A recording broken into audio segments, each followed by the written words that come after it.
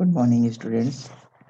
तो इससे पहले हमने केमिकल इक्विलिब्रियम के बारे में, फिजिकल इक्विलिब्रियम, केमिकल इक्विलिब्रियम के कंसेप्ट, ये सब हमने पढ़ लिए थे। फिजिकल इक्विलिब्रियम क्या होता है, कैसे एस्टेब्लिश होता है, ये हमने पढ़ लिया था। तो आज हम मोस्ट इम्पोर्टेंट पॉइंट करने जा रहे हैं बच्चों, कंसेप्ट ऑफ केमिकल इक्विलिब्रियम। तो आज का हमारा पॉइंट है concept of chemical equilibrium.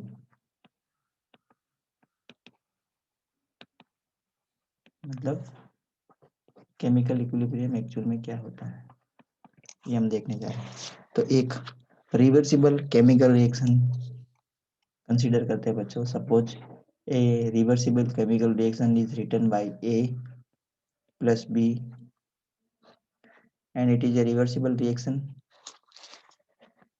and gives the product C plus D. So here A and B are the reactant, these are the reactants, and C and D are the product, these are the products. Okay, so at the beginning, what happened at the beginning? At the beginning means when time t equal to 0, means at the beginning the amount of reactant is maximum, amount of reaction is maximum, and the amount of product is minimum, is maybe 0. ये क्या होगा बच्चों? 0 होगा। Initially क्या होगा बच्चों? Reactant सबसे ज्यादा होता है। जब भी हम केमिकल रिएक्शंस की बात करते हैं, हम रिएक्टेंट लेते हैं, तो रिएक्टेंट की अमाउंट इनिशियली किसी भी केमिकल रिएक्शन में सबसे ज्यादा होती है। इनकी क्वांटिटी ज्यादा होती है, इनकी कंसंट्रेशन ज़्यादा होती है, इनका अमाउंट ज़्यादा होता है। तो टाइम टी पे रिएक्टेंट की जो कंसंट्रेशन है ना बच्चा, कंसंट्रेशन क्या है बच्चा? कंसंट्रेशन मैक्सिमम है, ठीक है। और टाइम टी पे जो प्रोडक्ट है इनकी कंसंट्रेशन क्या है? मिनिमम है, 0। इसका मतलब जब हम रिएक्शन को इनिशिएट कराते हैं तब सिर्फ हमारे पास में सिर्फ रिएक्टेंट ही होते हैं, प्रोडक्ट नहीं बनता है। तो जो प्रोडक्ट नहीं है तो इनकी कंसंट्रेशन भी क्या है बच्चों? 0 मानेंगे। जैसे जैसे टाइम आगे बीतता है वैसे वैसे केमिकल रिएक्शंस प्रोसीड करती है फॉरवर्ड डायरेक्शन में। तो ए और बी जो रिएक्टेंट है वो क्या करते हैं? आपस में रिएक्ट करते हैं, दोनों एक दूसरे से रिएक्ट करते हैं, और एक दूसरे से रिएक्ट करके क्या बनाते हैं बच्चों? सी एंड डी बनाते हैं। So as the reaction proceed, the amount of A and B decrease, amount of A and B decrease, and the amount of C and D increases. इनका अमाउंट बढ़ता है, इनका अमाउंट बढ़ रहा है, इसका मतलब क्या हो रहा है बच्चों? टाइम के साथ में प्रोडक्ट की जो कंसंट्रेशन है वो बढ़ती है, और जैसे जैसे टाइम बीतता है वैसे वैसे जो रिएक्टेंट है उनकी कंसंट्रेशन क्या होती है बच्चों? कम होती जाती है, टाइम के साथ में कम होती है, ठीक है। और एक कंडीशन ऐसी आती है बच्चों, एक कंडीशन ऐसी आती है, उस कंडीशन पर कंसंट्रेशन किसकी बेटा? Concentration of reactant becomes equal to the concentration of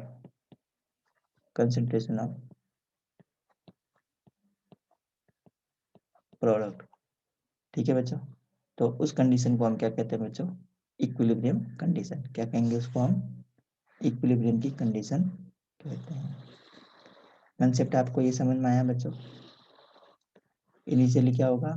जो रिएक्टेंट होते हैं उनकी कंसंट्रेशन ज़्यादा होती है, ज़्यादा अमाउंट में होती है, मैक्सिमम होते हैं, प्रोडक्ट नहीं बने होते हैं। जैसे टाइम बीतता है वैसे वैसे ए और बी क्या करते हैं? आपस में रिएक्ट करते हैं, रिएक्ट करके सी और डी बनाते हैं। जब सी और डी बनता है तो इसका अमाउंट बढ़ने लगता है, इनका अमाउंट कम होने लगता है। रिएक्टेंट का अमाउंट कम होता है, प्रोडक्ट का अमाउंट बढ़ता है। मतलब कंसंट्रेशन, जो रिएक्टेंट की कंसंट्रेशन है वो टाइम के साथ में डिक्रीज होती है, concentration of the product increase with respect to time. जैसे जैसे टाइम प्रोसीड होता है, जैसे जैसे केमिकल रिएक्शन आगे बढ़ती है वैसे इनका कंसंट्रेशन बढ़ता है, इसका अमाउंट बढ़ता है, ठीक है। एक कंडीशन ऐसी आती है, उस कंडीशन पर रिएक्टेंट की कंसंट्रेशन प्रोडक्ट की कंसंट्रेशन के क्या हो जाती है बच्चों? मतलब इन दोनों की जो कंसंट्रेशन है क्या हो जाती है? कांस्टेंट हो जाती है। कंसंट्रेशन बिकम कांस्टेंट, कंसंट्रेशन क्या हो जाती है बच्चों, कांस्टेंट हो जाती है, उसी कंडीशन को हम क्या बोलते हैं, इक्विलिब्रियम कंडीशन। तो इसको हम ग्राफिकल वे में अगर रिप्रेजेंट करना चाहें तो हम इसको किस टाइप से रिप्रेजेंट कर सकते हैं, इस पूरे फिनोमेनन को ध्यान से देखेंगे बच्चे। देखो एक मैं ग्राफ यहाँ बना रहा हूँ,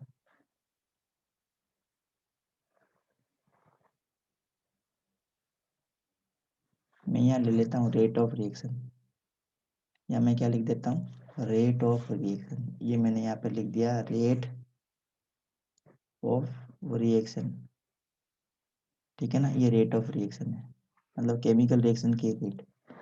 ये हमने ले लिया बच्चा वाई एक्सिस पे, और एक्स एक्सिस पे हम ले लेते हैं टाइम। एक्स एक्सिस पे हमने क्या लिया, टाइम,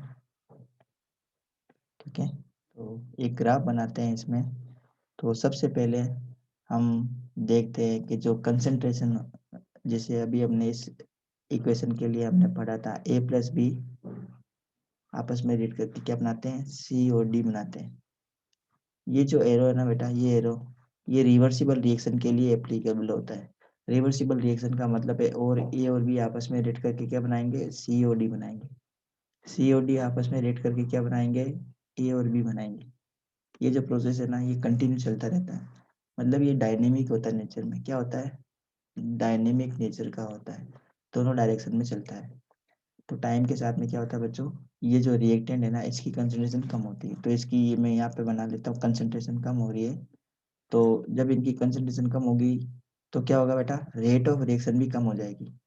मतलब जैसे जैसे ए और बी की अमाउंट कम होगा, जैसे जैसे ये कम होते जाएंगे, वैसे वैसे सी और डी बनने की जो स्पीड है ना, सी और डी बनने की जो रेट है, rate of formation, rate of formation of product will also decrease. जिस जैसे ए और बी की कंसंट्रेशन डिक्रीज होगी ना बच्चों, वैसे वैसे rate of formation of product वो भी क्या होगी, कम होगी। तो हम इसको कैसे रिप्रेजेंट कर सकते हैं, देखो ऐसे, जब टाइम टी जीरो था, मतलब टी पे हमने जब टाइम जीरो ले लिया था, इनिशियली क्या लिया था हमने, रिएक्टेंट की कंसंट्रेशन सबसे ज़्यादा थी, तो इनकी रेट भी क्या थी बेटा, सबसे ज़्यादा थी।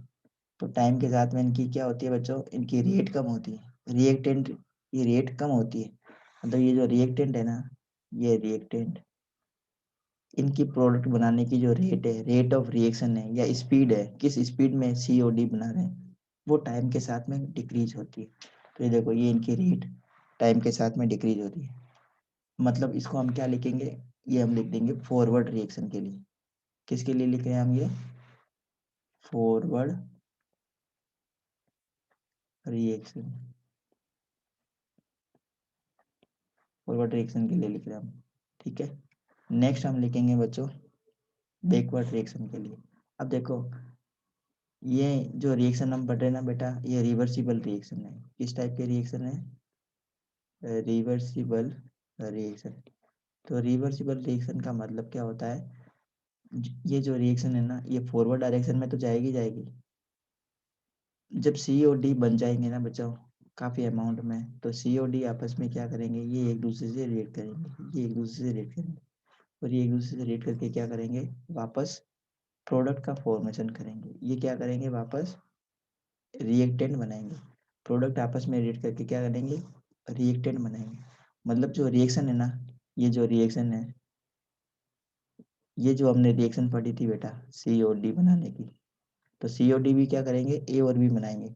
तो रिएक्शन कौन से डायरेक्शन में आएगी बेटा, बैकवर्ड डायरेक्शन में भी चलेगी, फॉरवर्ड में भी चलेगी, बैकवर्ड में भी चलेगी।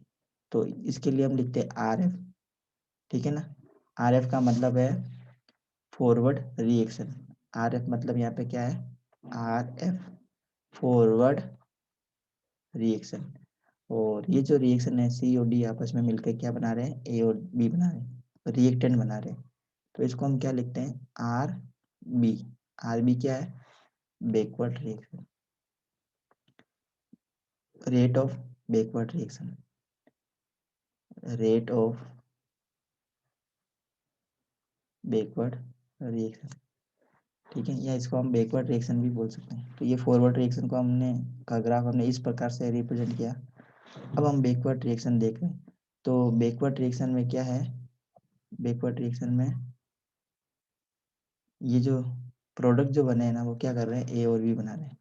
तो क्या है, इनिशियली ये जो प्रोडक्ट जो बने हैं वो कम होते हैं, तो जब कम होंगे तो सी और डी भी कम बनाएंगे। जैसे जैसे टाइम के साथ में ए और सी और डी की कंसंट्रेशन बढ़ती है, जैसे जैसे सी और डी का अमाउंट बढ़ता है, क्योंकि ये आपस में रिएक्ट कर रहे हैं, सी और डी बना रहे हैं, तो सी और डी की क्या होगी, कंसंट्रेशन बढ़ेगी टाइम के साथ। इसका अमाउंट बढ़ेगा तो ये क्या करेंगे, ज़्यादा स्पीड में ए और बी वापस बनाएंगे। तो इसका अगर हम ग्राफ बनाएं तो इनिशियली इनकी रेट क्या थी, बहुत कम थी। जैसे जैसे टाइम बढ़ता है वैसे वैसे इसका अमाउंट बढ़ता है, और अमाउंट बढ़ता है तो क्या होता है, इनकी कंसंट्रेशन भी क्या होती है बच्चों, बढ़ती है। इनकी कंसंट्रेशन बढ़ती है, इनकी कंसंट्रेशन बढ़ेगी तो क्या होगा, बैकवर्ड रिएक्शन भी बढ़ेगी। क्या होगी, बैकवर्ड रिएक्शन भी क्या होगी,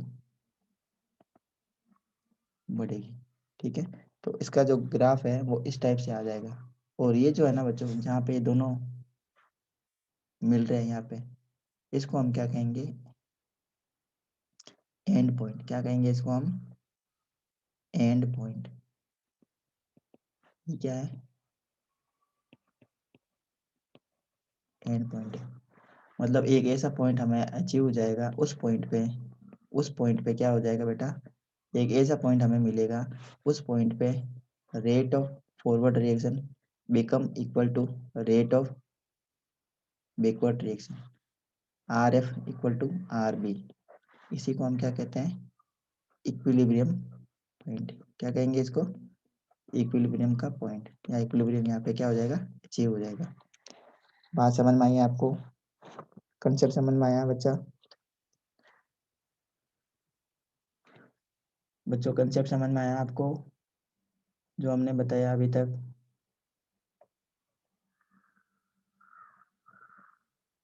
जल्दी से बताओ। यस बच्चों, तो नेक्स्ट पॉइंट है हमारा dynamic nature of chemical equilibrium, most important point, very very important point, dynamic nature of chemical equilibrium.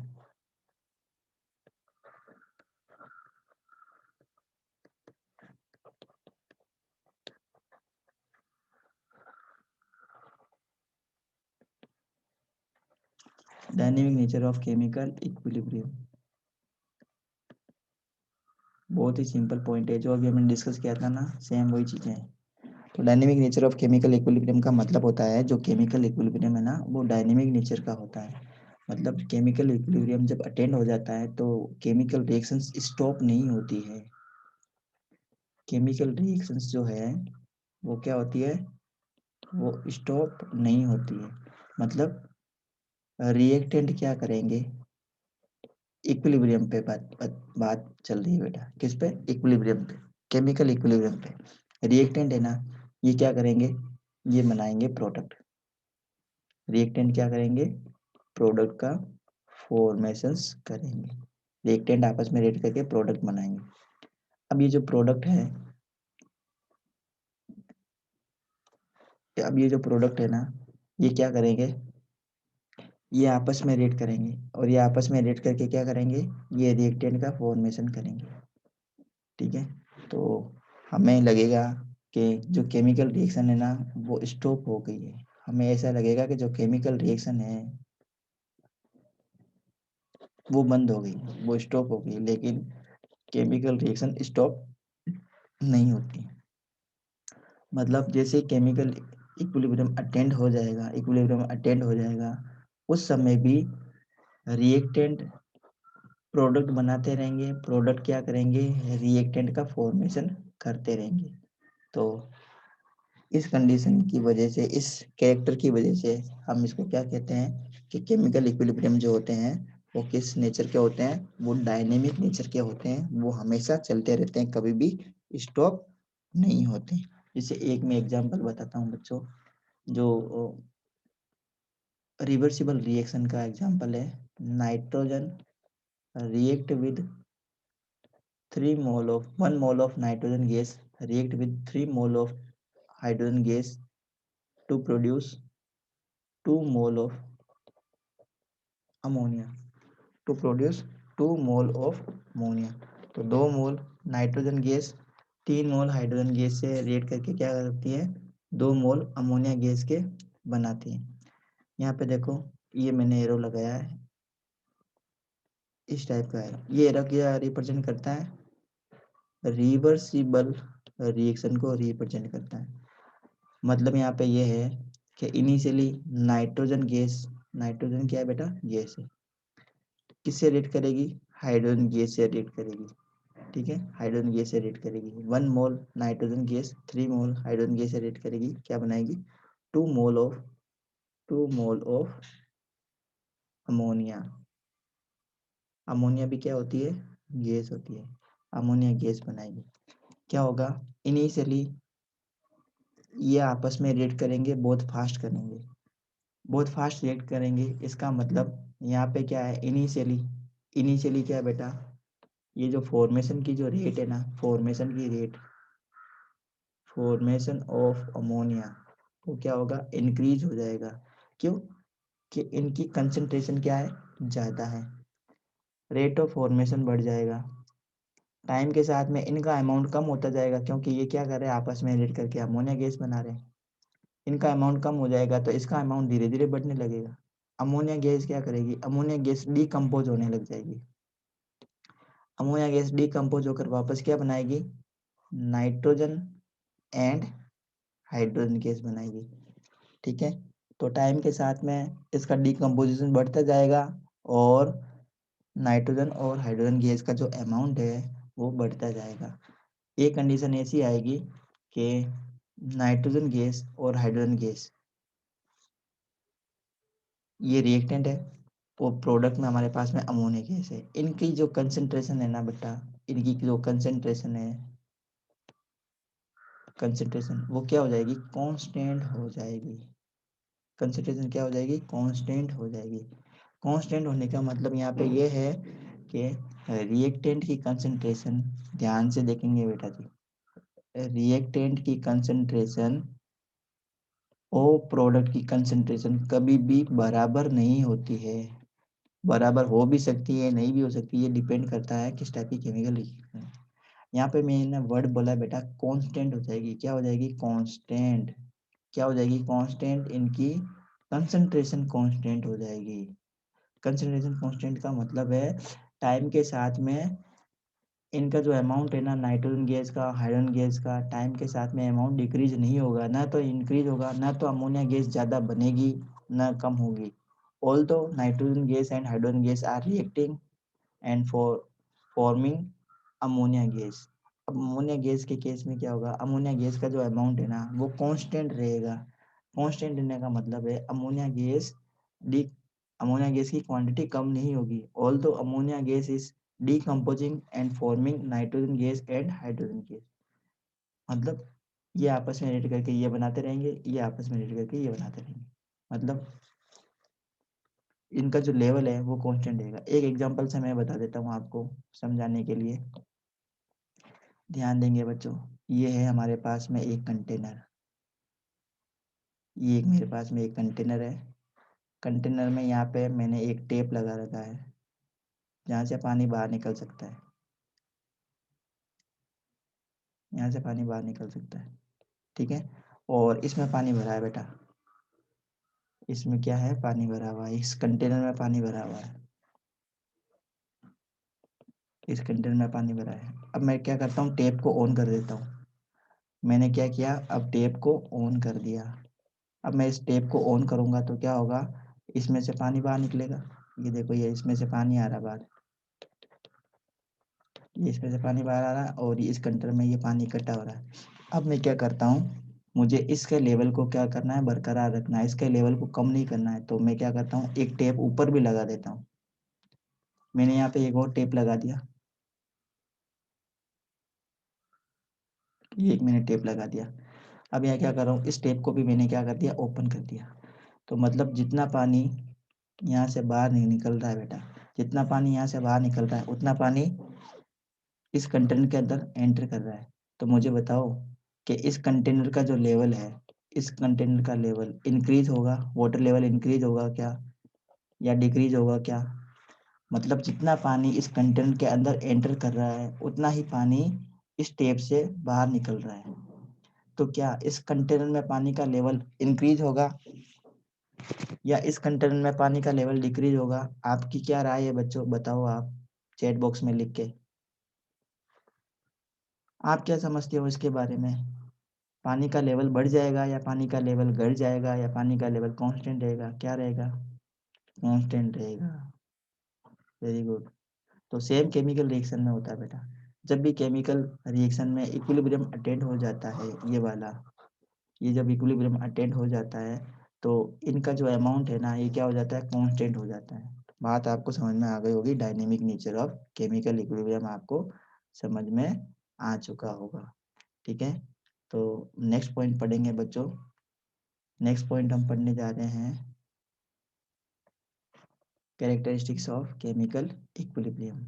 Next point हमारा रहेगा कैरेक्टरिस्टिक्स ऑफ केमिकल इक्विलिब्रियम। तो फर्स्ट पॉइंट है इसमें, इक्विलिब्रियम जो होता है बेटा, जब भी इक्विलिब्रियम अटेंड हो जाता है, concentration of each reactant and product become constant. तो फर्स्ट पॉइंट है इसमें, at equilibrium the concentration of a reactant and product become constant।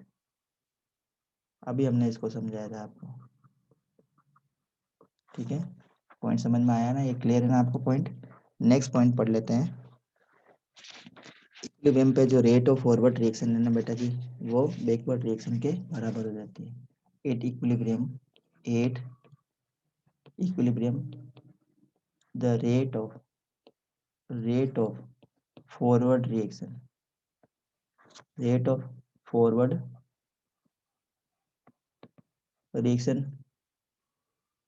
becomes equal to the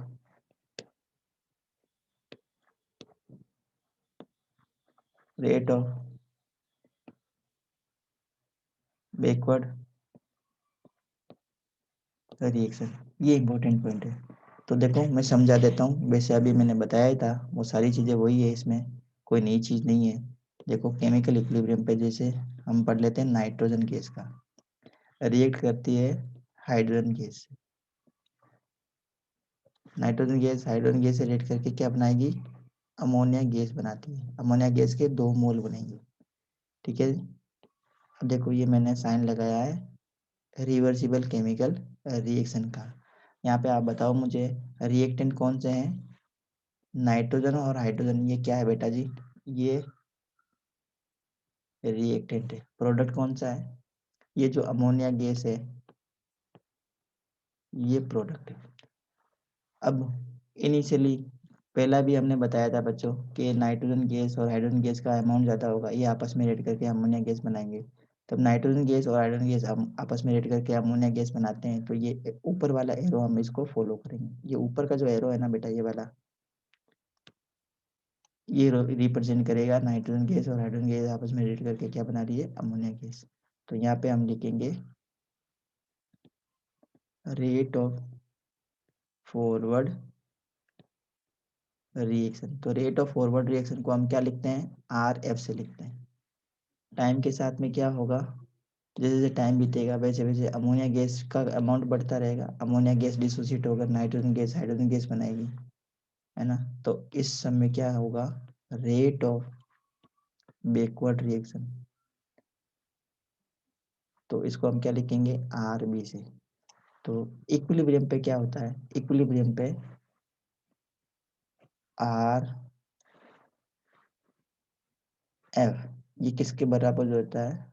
RB के बराबर हो जाता है।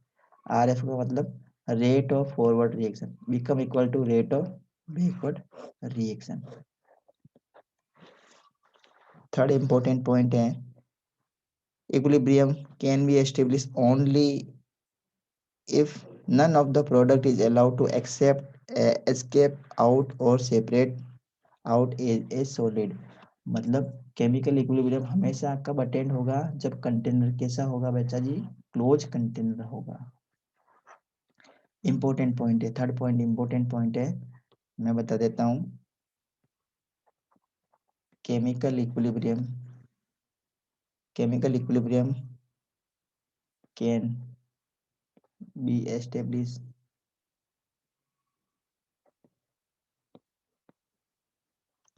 established only if none of the product is allowed to escape or separate out as a precipitate।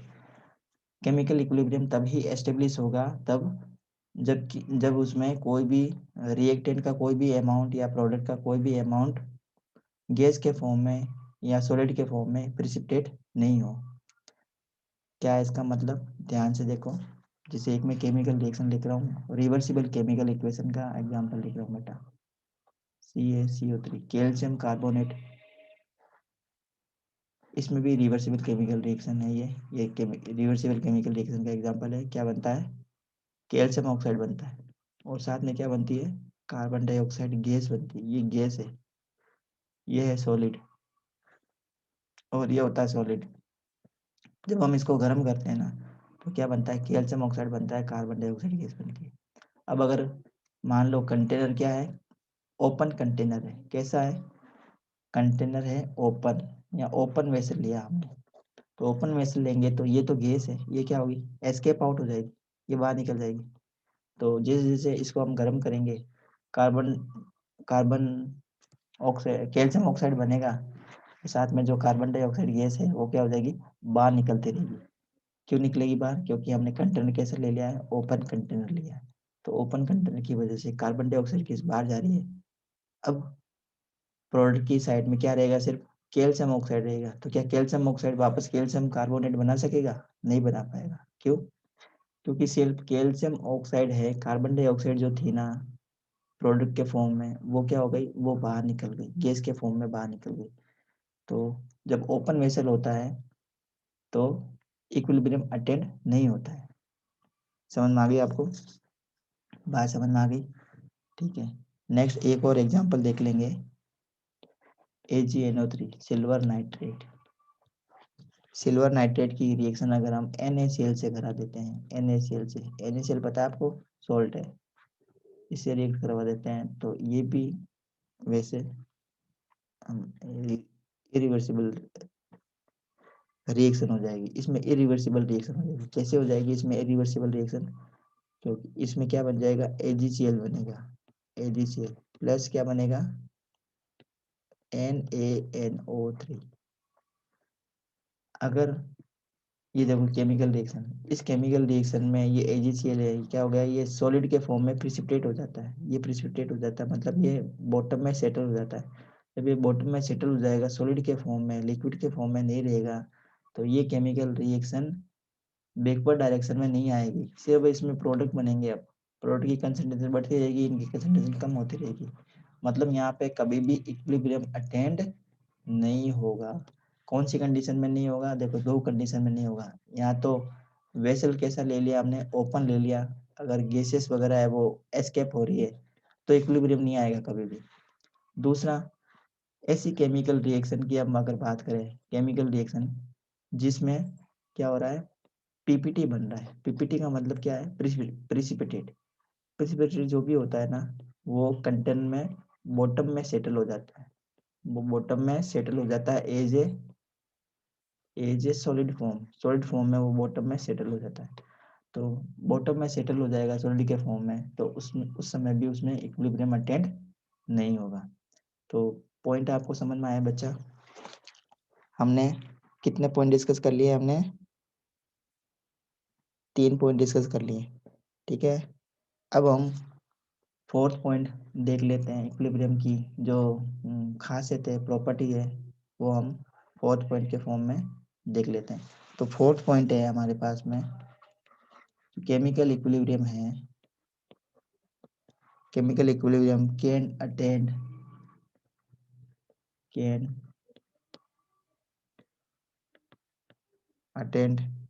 from either direction, मतलब किसी भी direction से attend हो सकता है। जरूरी नहीं है कि रिएक्टेंट आपस में रिएक्ट करके प्रोडक्ट बनाएंगे और फिर बाद में प्रोडक्ट मिलकर रिएक्टेंट बनाएंगे तब इक्विलिब्रियम अटेंड होगा, ऐसा नहीं है। प्रोडक्ट्स की साइड से भी हम पहले इसको इनिशिएट करवा सकते हैं, मतलब that is the direction of, इसका मतलब हो गया the direction of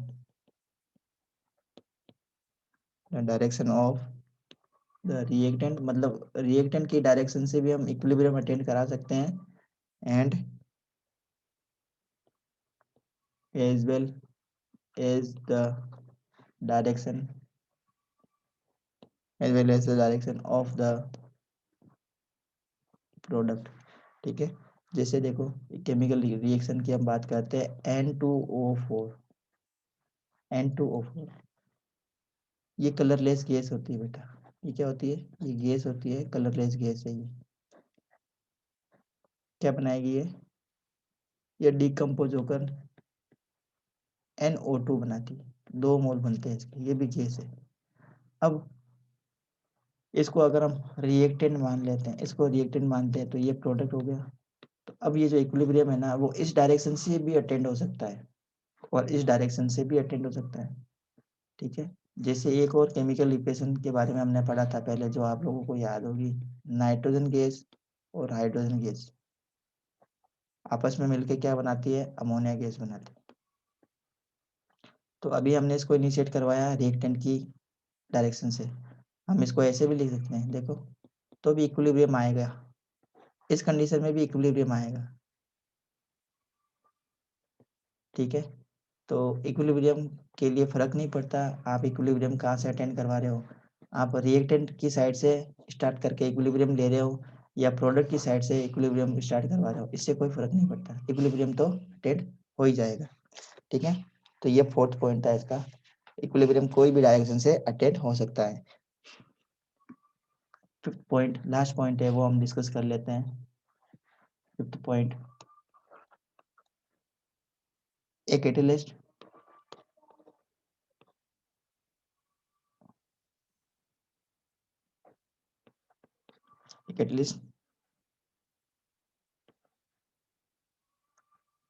does not alter the rate of equilibrium, मतलब अगर रिएक्शन कैसी है, इक्विलिब्रियम में है, अगर उसमें हम क्या यूज करें, उसमें हम क्या यूज करें बेटा, उसमें अगर हम कैटलिस्ट यूज करें तो इक्विलिब्रियम जितनी टाइम में आना है उतनी टाइम में ही आएगा, मतलब ये कैटलिस्ट इसकी रेट को अल्टर नहीं करेगा। वैसे कैटलिस्ट का काम क्या होता है, कैटलिस्ट क्या होते हैं, catalyst are those substance which increase the rate of chemical reaction। ये क्या करते हैं, केमिकल रिएक्शन की रेट को इंक्रीज कर देते हैं, क्या, कैटलिस्ट। ठीक है, तो अगर हम कैटलिस्ट का यूज करते हैं किसमें, किसी भी रिएक्शन में जो कैसी है, रिवर्सिबल केमिकल रिएक्शन है और इसमें इक्विलिब्रियम अटेंड होता है, इसमें अगर हम कैटलिस्ट का यूज करते हैं तो कैटलिस्ट क्या करेगा बेटा, कैटलिस्ट फॉरवर्ड डायरेक्शन को भी बढ़ाएगा और बैकवर्ड डायरेक्शन को भी उसी स्पीड में बढ़ाएगा। अगर हम कैटलिस्ट का यूज कर रहे हैं ना इस रिएक्शन में, मान लो ये रिएक्शन है हमारे पास में, इसमें इक्विलिब्रियम अटेंड हो रहा है, इसमें अगर हम कैटलिस्ट के तौर पे अगर हम कुछ भी सब्सटेंस यूज करते हैं तो ये क्या करेगा, कैटलिस्ट